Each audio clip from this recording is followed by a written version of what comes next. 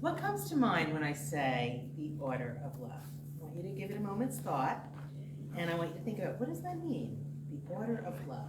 And no answer's wrong. I'd love to hear if somebody's brave enough to tell me what you think. What do you think the order of love is? What does that mean? Completely mysterious? Okay, good. Then I have something to share with you. Nothing. Okay.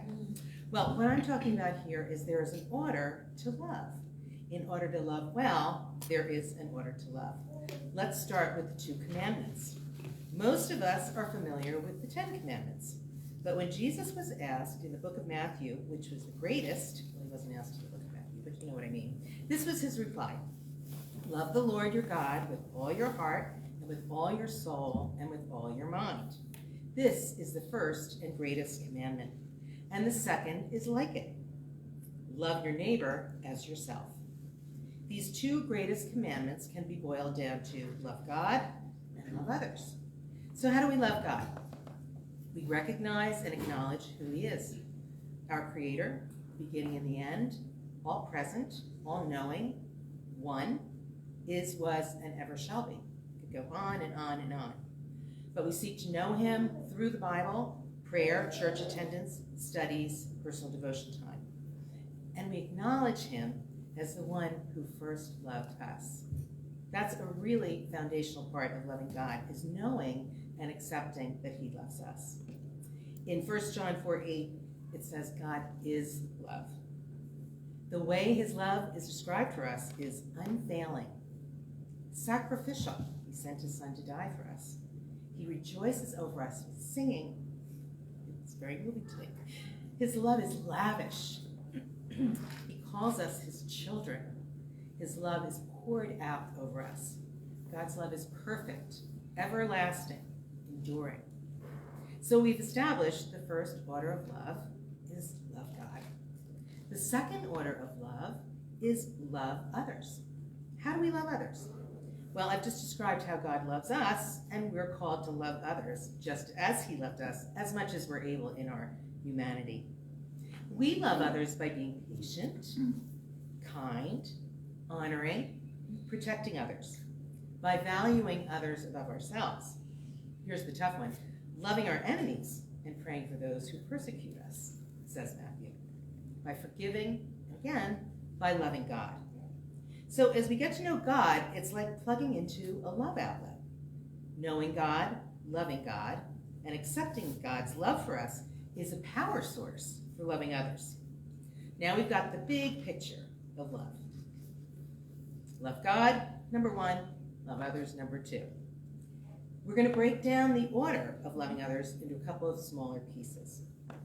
In the busyness of raising children, we can lose the critical connection between ourselves and our spouses. Our love can come out of order. If we're a married couple, the first order of loving others is loving one another. It's easy to get this order mixed up. Raising kids can be all-consuming, physically, emotionally, mentally. If we allow our kids to be our only connection in marriage, we will lose our vital connection. Let's not forget, in marriage, there's the one flesh relationship. 2 become one. We are intimately connected. There is no other relationship like this. And while our kids are, of course, tremendously important, and building secure, loving, attentive relationships with them is a priority too, the first priority is one another. So amidst the feeding, caring, dressing, guiding, teaching of these little people, it can be easy to give them so much of our time and energy that there's nothing left for each other. But the reality is, our children are not ours. They are on loan to us from their Creator. Our job is to love and nurture them until it is time for the inevitable leaving of our nest. That day may seem very far off to all of you right now, but I can tell you for sure the time will come. And when that time comes, you want to make sure you have a secure and loving marriage that will continue way after your children have flown the coop. Ask me how I know. About 20 years ago, my 3 girls were 15, 13, and 8. I had a taste of what it was like to release a child into the big wide world. My stepdaughter was 11 years older than my other girls, and she hadn't come back after college. She ended up living in Philly. I was still a busy mom in the thick of raising my kids, but I knew what was coming in a matter of just a few years. Perhaps I was grieving a bit prematurely, which I tend to do, but I remember having a wistful conversation with my dad, and he was such a wise man with experience and insight on his side. He said to me, I understand, Elise, it can be hard to face a new stage of life. And while you still have time, it does go fast.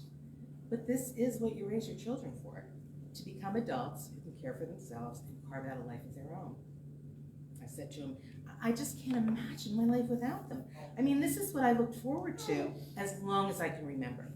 And now I can see the end in sight. I replied, tears falling down my cheeks. My kids have only been flown and grown for 10 years, and I still am moved by that reality. My dad squeezed my hand, and he said, it's okay to be sad, but don't be so sad that you miss what's right in front of you. And you've got a good husband, don't forget that. I said, I know, he's a good man, and I do look forward to having more time with him someday.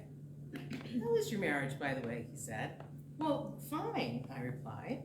We're both so busy, sometimes with ships passing in the night. And he said to me, make sure you're staying connected, talking, doing some things together.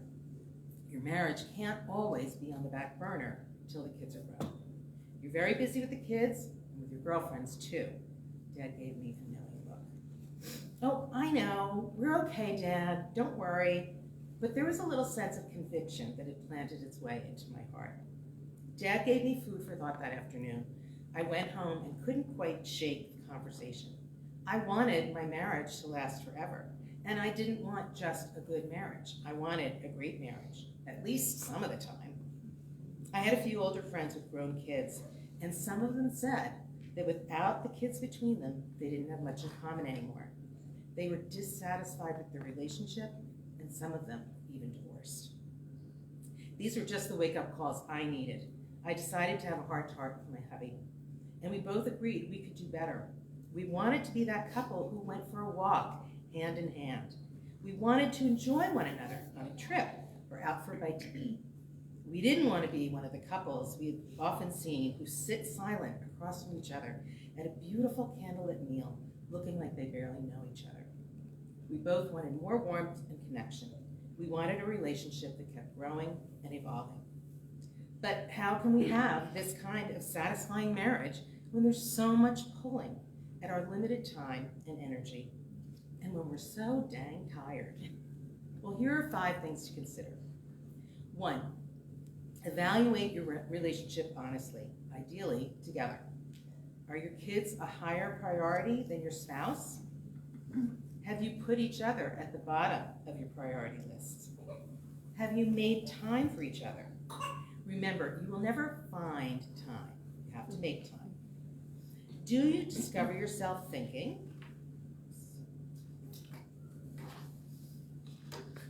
you really should go out on a date.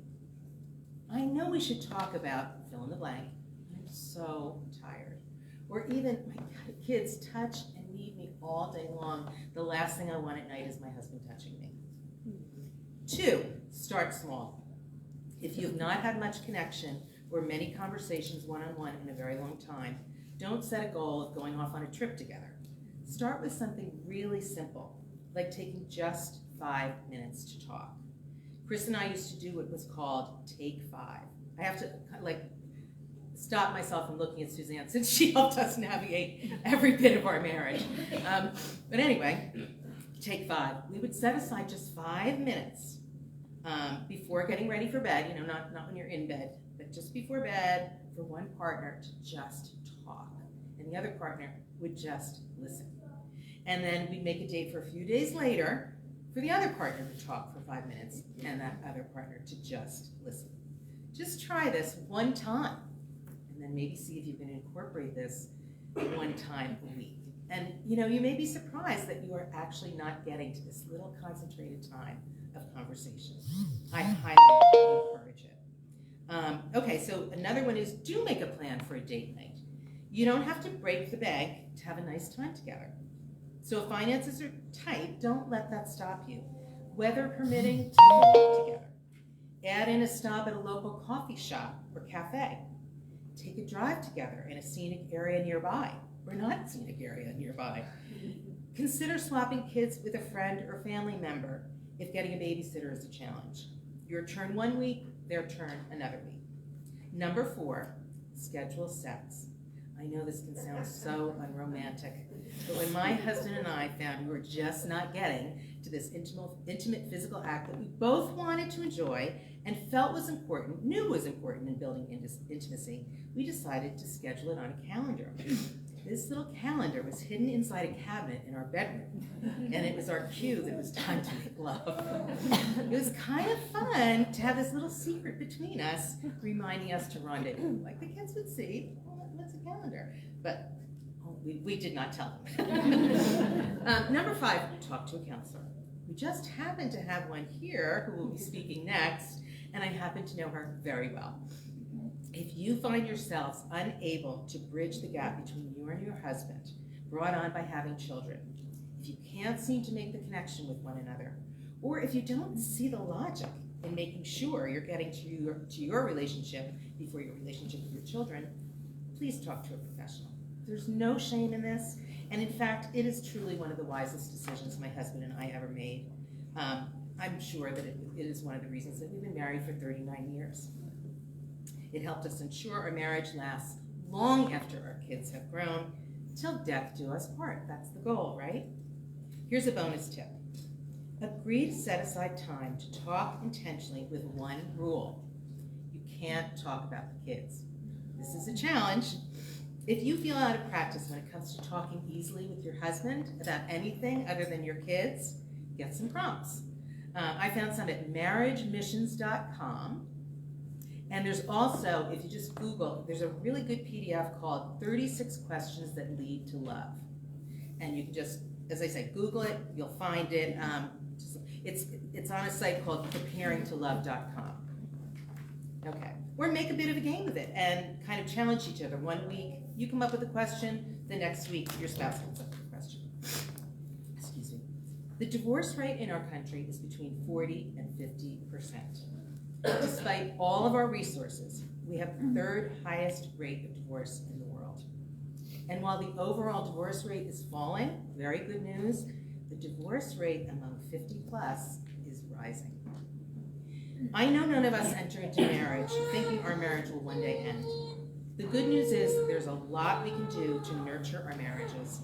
And one of those things is to make sure we put our relationship with our spouse before our relationship with our children. We'll be giving ourselves the gift of a long, rewarding, loving life together, and be giving our children one of the greatest gifts we can give them, a mom and dad who love each other and love their kids too.